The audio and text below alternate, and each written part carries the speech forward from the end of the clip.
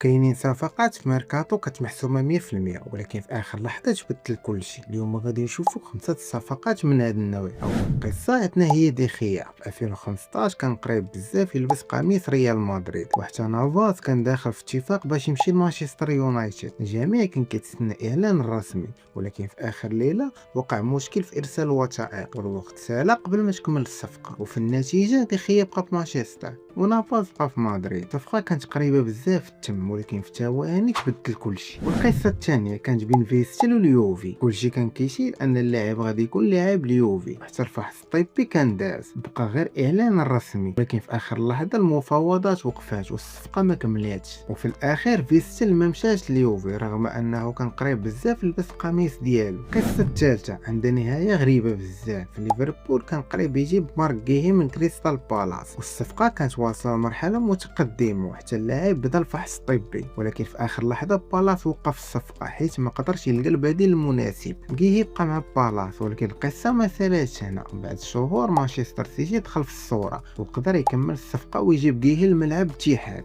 القصة الرابعة عندها سبب ما غاديش يطيح لك على البال.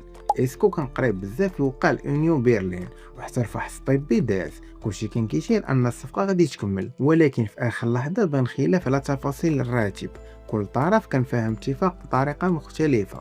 المفاوضات ما لقاتش الحل والصفقه طاحت.